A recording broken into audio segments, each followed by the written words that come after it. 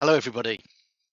Welcome to our webinar, Guardians of the School Gate, Cybersecurity for Education.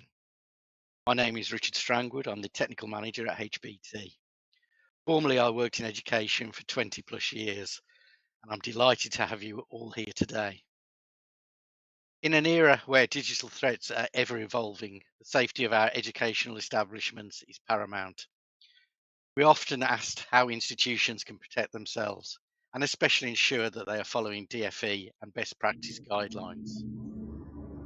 Some of the specific challenges we've been asked about recently in the terms of cybersecurity are phishing attacks. Schools are frequently targeted by phishing emails that attempt to steal sensitive information or install malware. Data breaches. With a vast amount of personal and academic data, schools are prime targets for data breaches, which can compromise student and staff information. Ransomware. Cybercriminals often use ransomware to lock down school systems and demand payment to restore access, disrupting educational activities. Insufficient funding. Many schools struggle with limited budgets, making it difficult to invest in robust cybersecurity measures and training. Lack of awareness. Both staff and students may lack awareness about cybersecurity best practices, making them more vulnerable to attacks. Outdated systems. Schools often run outdated software and hardware, which can have unpatched vulnerabilities that cybercriminals can exploit. And remote learning risks. The shift to remote learning has introduced new vulnerabilities, such as unsecured home networks and personal devices being used for school activities. Today, we are fortunate to have with us a distinguished speaker who brings a wealth of experience in this field. Former detective Adam Pilton has dedicated his career to combating cybercrime and safeguarding sensitive information. He will share his insights and experiences, shedding light on the critical importance of cybersecurity in education. Adam will discuss how CyberSmart and Cyber Essentials can play a pivotal role in protecting our schools from cyber threats. These tools and frameworks are designed to help institutions like yours stay ahead of potential risks and ensure a secure learning environment for you, your students, and staff.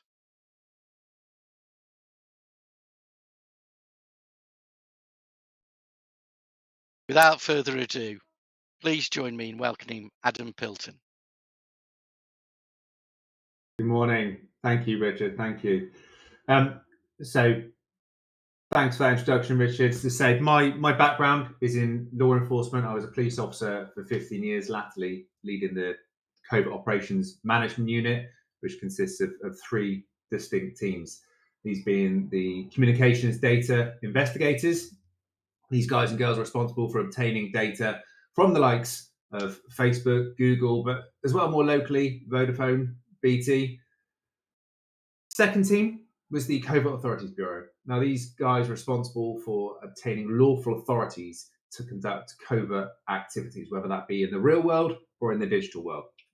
And finally, as you're probably expecting, the cybercrime team, now responsible for conducting investigations into cybercrime, but also looking at traditional investigations, ranging from anything from harassment to murder, and then looking at the digital inquiries that we conduct to progress those investigations. I'm now at CyberSmart. CyberSmart, the largest provider of cyber essentials in the UK, where I'm a senior cyber security consultant. So today, I'm going to speak to you about a number of things, but my main focus is looking at the Department for Education's cyber security standards. I want to explain why they've come about and what they're looking to achieve to do. And then we'll move on to Cyber Essentials and how Cyber Essentials can help you achieve these standards. And then finally, I'm going to introduce you to CyberSmart to show you how CyberSmart and HBT can help you achieve Cyber Essentials and the cybersecurity standards from the DFE. So without further ado, let's get going.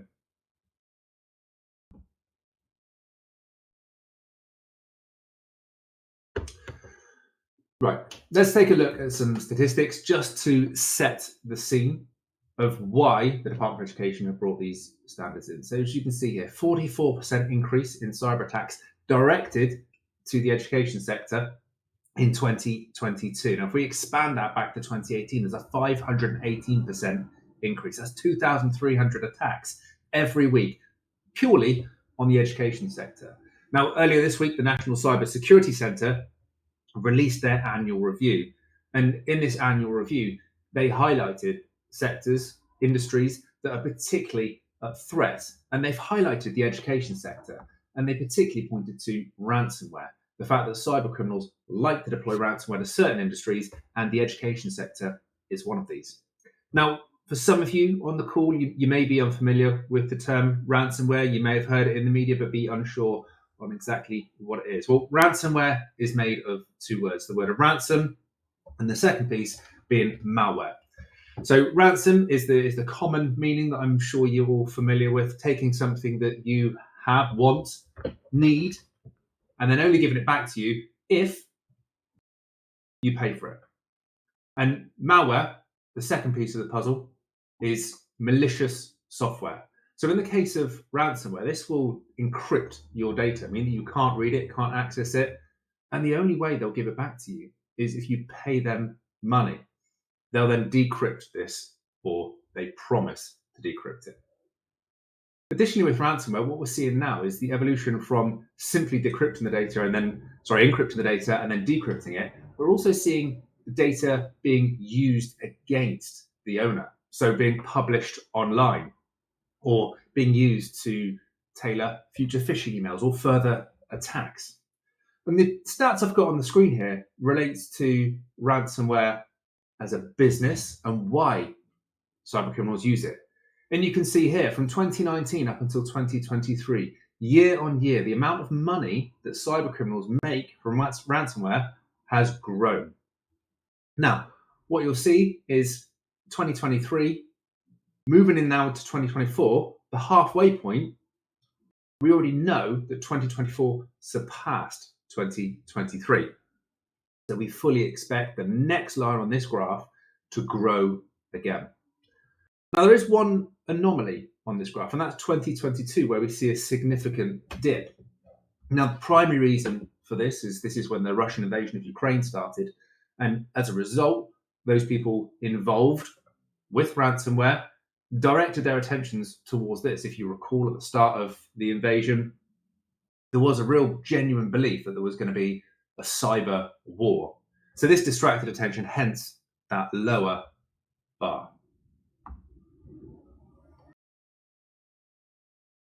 And what I'd like to just touch on with you now is a case that I investigated whilst in the police, and it involves a private school.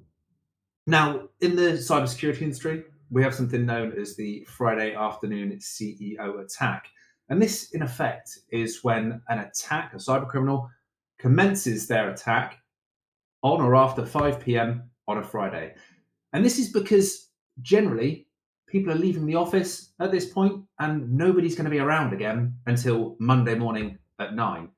This gives cybercriminals the opportunity to do as they wish, do as they please, with a reduced chance of being seen, spotted, committing their crimes. And this principle is exactly what this attack used. So this attack starts in the school holidays. And what cybercriminals done is they've identified a school. They've identified weaknesses in this school's cybersecurity.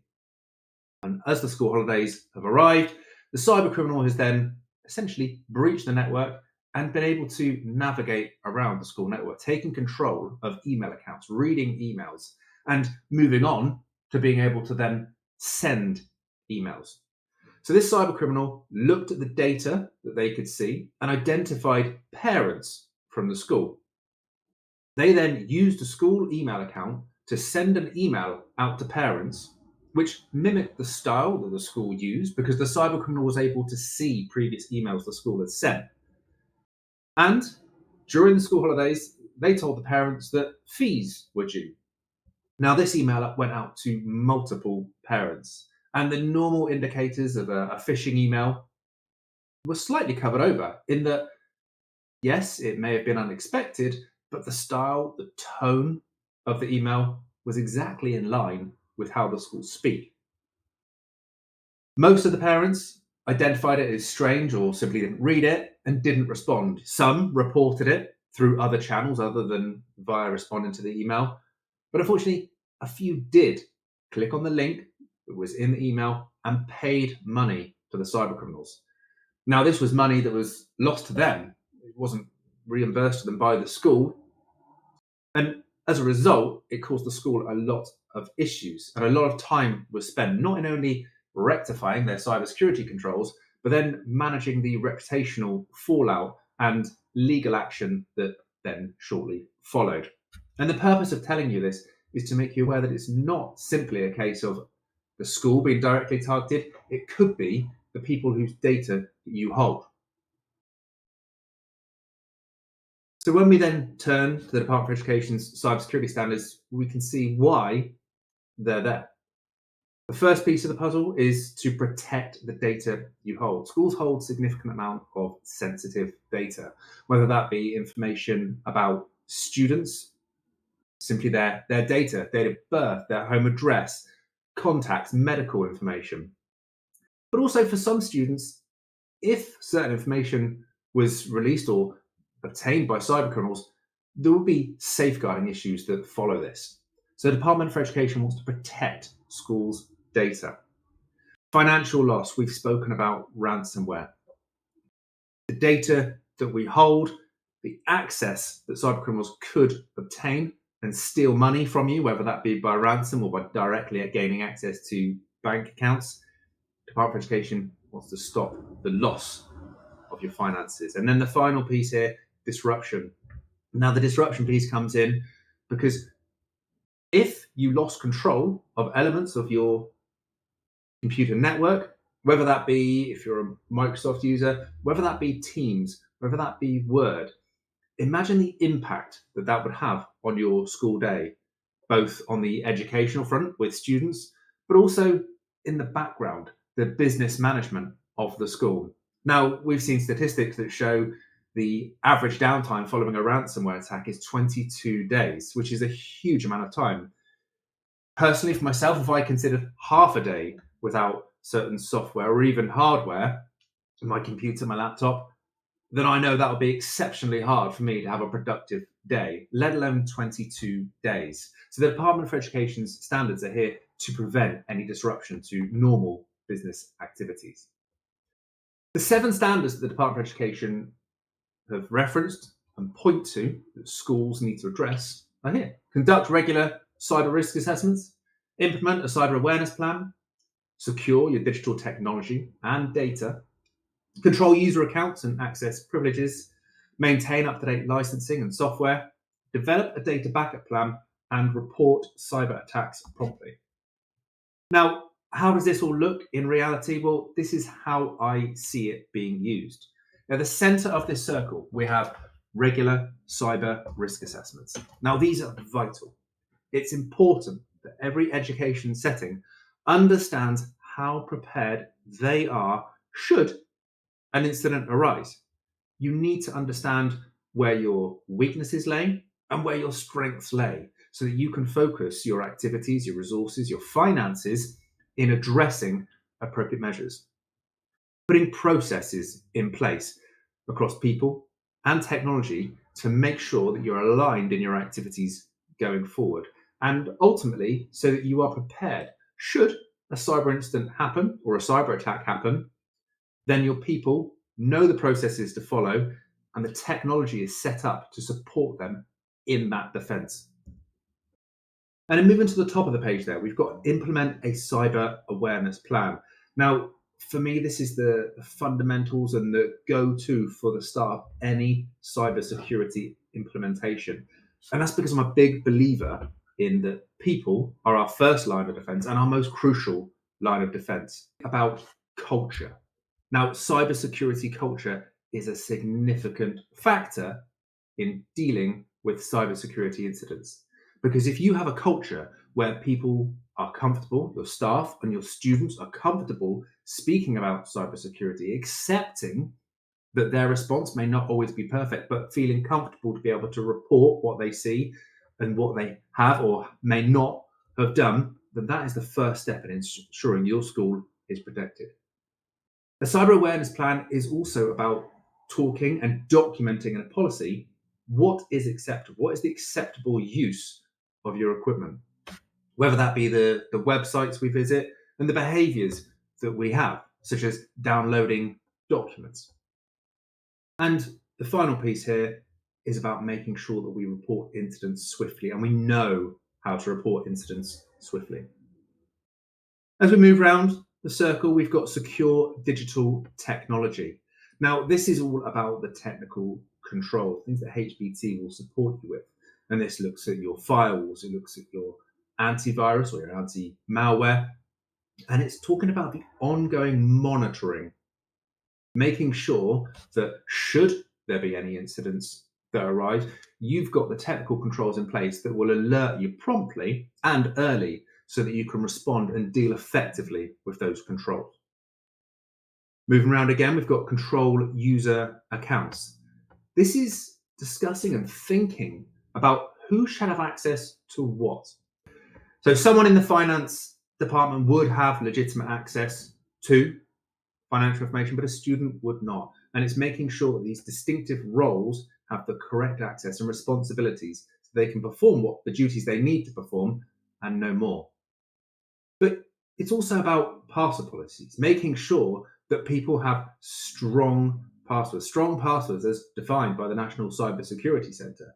So we're looking at 8 characters using the principle of 3 random words, supported by multi-factor authentication, or simply 12 characters.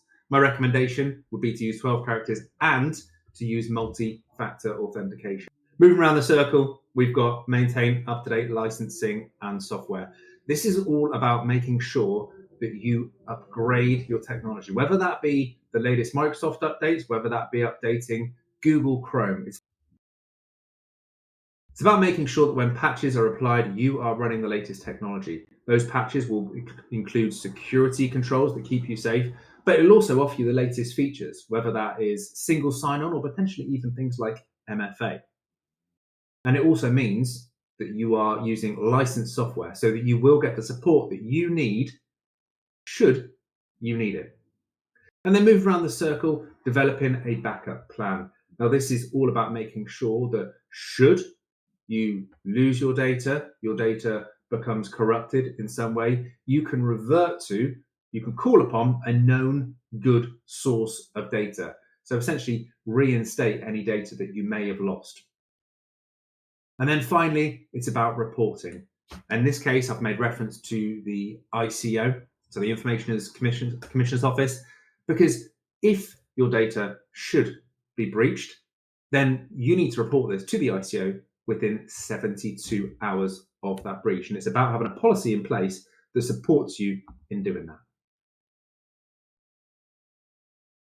Now, risk protection arrangements. I wanted to highlight this because this is something the Department for Education have put out for schools. Now, in effect, it's an insurance framework backed by the DFE, and it covers the range of possibilities that you may have, from physical problems, but what I'm getting at is outside of technology. However, it also covers cybersecurity incidents, and what it offers is an incident response service. Now, this is access 24 hours a day, 7 days a week, 365 days a year to an email and telephone line where you'll be able to speak to an expert and get incident response advice should you need it. Now, this is crucial because if something were to happen and you don't have the expertise in-house, the people on the end of this contact number or email address will have the expertise. This is what they do on a daily basis. They'll be able to give you suitable advice to guide you through that incident, to make sure you start off on the right step and then continue on through. The second piece this offers is restoration and remediation. Now, this is support for restoring your systems. So if they were to go down, to get you back up and get you running as you were before, but also for remediating any issues, whether that be simply a case of applying patches or whatever it may be, you'd get that remediation support. And the final piece here is financial support. Now, this is coverage for any expenses up to £100,000 in any one membership year. So a significant amount of money.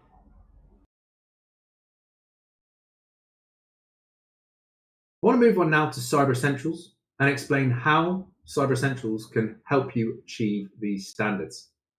But first of all, what is Cyber Essentials? Well, Cyber Essentials has been with us now for 10 years. You may have seen recent publications about the 10-year mark and the positive stats that have come out of that. But Cyber Essentials, in essence, is a certification process.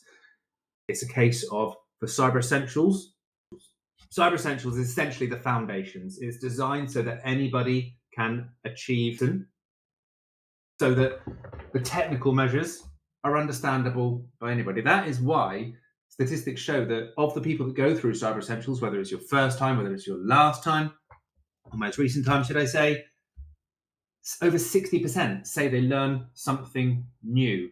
And that is the beauty of Cyber Essentials. Not only are we improving our security, but we're learning about our security. If we go back to the whole DFE standards and thinking about that initial risk assessment to understand where our strengths and weaknesses are, Cyber Essentials will take us through that process. It will guide us through that process in a structured fashion.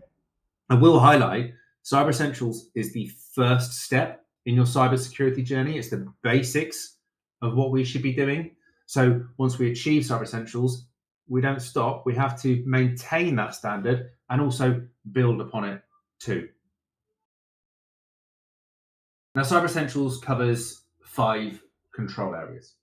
Firewalls, which is essentially the boundary between your network and the internet. So it controls what information can come into your network. Secure configuration. This is all about making sure that your devices are set up to not enable or support cyber criminals. This is, for example, not allowing executable files to automatically run. User access control. This is about making sure, as we spoke about earlier, that people have got access to the information and areas of your network that they need to be able to access. No more and no less. Malware protection. This is exactly what it says on the tin. This is antivirus protecting your network from malicious software. And patch management, as we've mentioned before, this is about making sure that the operating system you're using, the software you're using, is up to date, it's current, and it's supported so that it's protecting you and you are benefiting from the latest features it has to offer in that protection. So when we go back and we think about the Department for Education standards, I've now overlaid how Cyber Essentials can help us with that. So if we look at the top of the screen, implementing a cyber awareness plan, well, that's covered by those user access controls that we spoke about. Secure digital technology and data, that's covered by the firewalls, it's covered by the secure configuration, by the patch management. Control user account and access privileges. This is covered by secure configuration and the user access controls. And the maintaining up-to-date licensing and software. And this is covered quite clearly by the patch management piece. The only piece that isn't covered is the developer data backup plan. Now, as I say, Cyber Essentials is the first step. The next step in your journey would be to get that backup plan in place. And I would suggest that's a step that you take very quickly afterwards.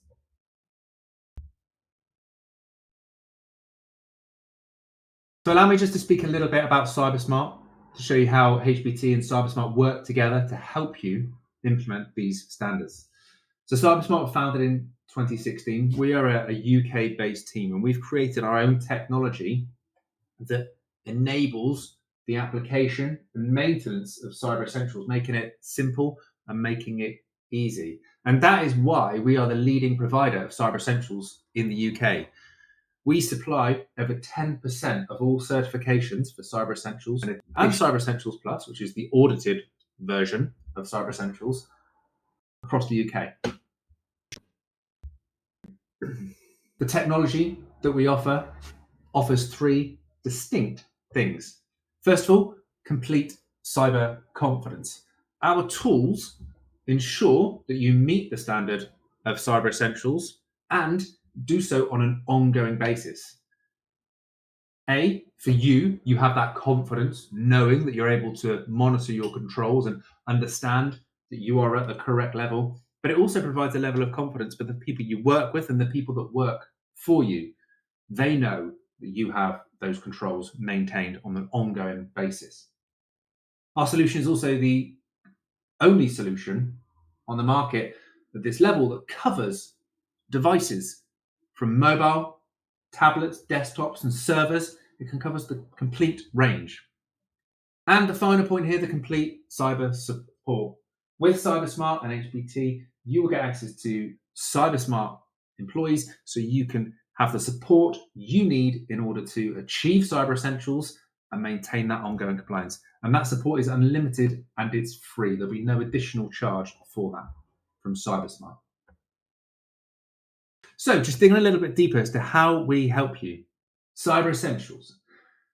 We've got our own digital platform where we host the Cyber Essentials questionnaire. It provides the official guidance on the same screen, making it easy to read and consume. And it also features a live chat. So should you have any questions about specific questions, then you can speak to our customer experience team. But in addition, you can speak to our auditors, our in-house auditors that complete, as I say, over 10% of all certifications. So their knowledge is second to none. And because we've got such an effective platform, you can complete certifications in as little as 24 hours, which is an exceptionally quick turnaround time. Cyber Essentials, outside of the packages we offer, you will receive £25,000 worth of insurance. Now, I'll move on in a moment to show you how getting different bundles through HBT and CyberSmart would allow you to potentially release insurance of up to £250,000 in line with the RPA that we spoke about earlier. Cyber Essentials Plus. Now, this standard is no different. And the only difference here is that a third-party auditor, one of the CyberSmart audit team, would look at a sample of your devices to confirm that the Cyber Essentials controls are in place. Now, when it comes to Cyber Essentials Plus, again, you'd be using our platform. You'd have unlimited support. We make sure that prior to the audit date, you would have vulnerability scan information so that you can correct any vulnerabilities that are found on your machines so that you are ready for the day for the audit.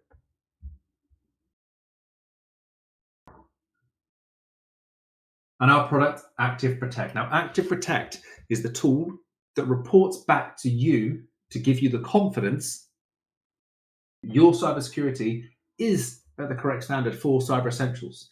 Now, it consists of a number of things. Vulnerability scanning. So for all your devices that have the CyberSmart Active Protect agent on it, you will have vulnerability scanning reporting back for any misconfigurations and any vulnerabilities that need addressing. The device scans every 15 minutes or as and when you want it to, giving you that confidence the data you've got is up to date. We also provide an academy, which includes 18 training modules. Now, these training modules cover everything you need to get you up to the standard of Cyber Essentials. Looking at passwords, how to build a strong password, understanding working from different locations, recognizing phishing emails. In addition to that, we have something we call our smart policies. Now, this is a digital policy builder that allows you to either upload your policies or use templated policies that we provide that you can build upon. Now, this makes things easy because your policies will be accessible as an end user from your device at all times. And as the admin or person responsible for the policies, you can see who has and hasn't read the policies. Now, just by way of closing out, I want to focus on jobs to be done and the importance of those when it comes to cybersecurity and understanding how we get to the DFE standard. And the example I'm going to give you just before lunchtime is McDonald's. Now, this is McDonald's in America. I will point that out straight away. But McDonald's found that 50% of milkshakes were being bought before 9 a.m. in the morning. So 50% of all milkshakes in America are bought before 9 o'clock in the morning. And they couldn't understand why this was the case. It made no sense to them. So they decided to ask people why they were doing this. And they discovered that it's because there was a job to be done.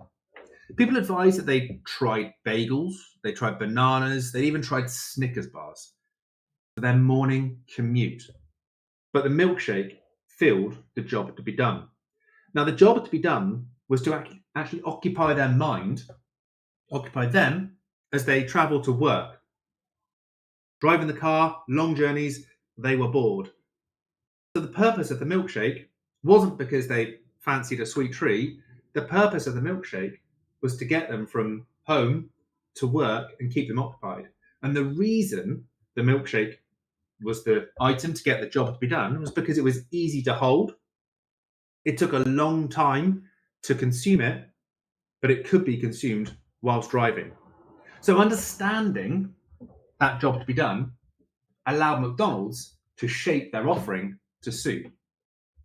And the reason I mention this is because understanding the job that you have to be done will help you understand the products and services you need across the journey, the cybersecurity journey you're going on.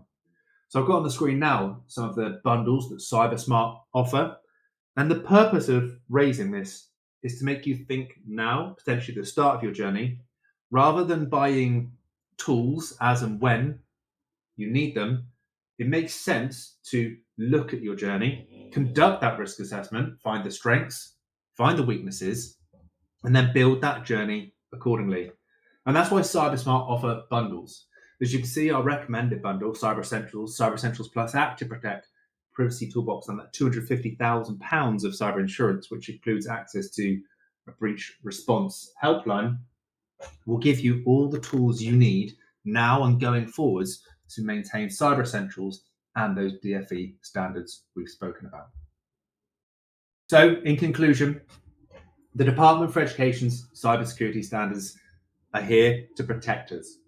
The threat is ever growing. We know that. We've seen that over the years. Risk protection arrangements are one DFE option to help you financially and with the support that they offer should a cyber attack happen. As is Cyber Essentials. Cyber Essentials is a framework that will help you achieve the Department for Education standards, as well as a framework that is recognised outside of the school environment when you work with other businesses and third parties. So I thank you for your time. I apologise for me dropping in and out, and I'm willing to take any questions. So I'll hand back over to Richard now. Thank you, Adam. That was really helpful. If you have any questions, if you want to drop them in the chat, please do. I've got a couple of more questions that we've had through earlier. So one of the questions was the most prevalent cyber threats to schools. At the moment, we're seeing a lot of phishing attacks. These are probably the most frequent attacks that we see, with 92% of primary schools and 89% of secondary schools reporting phishing attempts. Ransomwares, that's always a big one. And obviously malware, which is designed to disrupt, damage, and gain unauthorized access. The other one that we have seen a lot of, which is DDoS attacks, which is a denial of service attack, which overwhelms school networks and makes it impossible for you to carry on working on the internet. Then the last one is insider threats, risks posed by current or former students and staff with access to sensitive information. Been asked what the 3 key takeaways from this presentation will be. And from my point of view, I think the user awareness and training, regular training for staff and students on recognizing and responding to cyber threats is absolutely crucial. If you can put all the technology in place, but if you don't give your staff the training and the students and the understanding of what the cyber attacks are, you're going to have problems. Robust security policies, implementing and enforcing strong security policies, especially access control and the regular updates. that helps against your attacks. And you must have an incident response plan.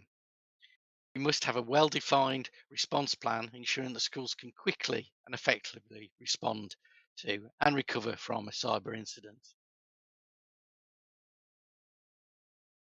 One question I've had here is that what's the one thing after this webinar schools should do?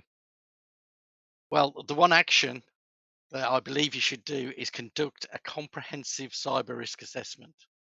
Identify the vulnerabilities and prioritize actions to strengthen your cyber defenses. And the final question that I've got here is Cyber Essentials likely to become compulsory for schools in the near future? Whilst Cyber Essentials is not mandated currently for schools, it's becoming increasingly important. Department for Education, DfE, has made it mandatory for colleges and special post-16 institutions, starting from the 24-25 funding year. So it's very likely that schools may be required to follow suit in the near future. If you have any more questions or need any more further details, feel free to ask. Adam, have you got anything else to say? On? Yeah, the one thing that I would really point to, and the one thing I point to all the time, is culture. Yes, you need to get the technical controls in place, and HBT are there to help you with that. But the one thing that everybody can do is start improving upon that culture. It's about being open to the fact that we don't know everything, and that's the case for everybody across the cybersecurity industry, let alone industries outside of that. You don't know everything, but staying aware and talking about cybersecurity threats is a big thing. It has a big impact upon your cybersecurity posture itself. So for me, start developing your culture, start openly talking about cybersecurity and being interested in it in terms of the potential impact it could have on you. Thank you very much, Adam. Thank you, everybody. If you have any questions, please get in touch. Our telephone number there and sales@hbtcommunications.com. Thank you again for your time, and I hope it was useful to you all. Thank you.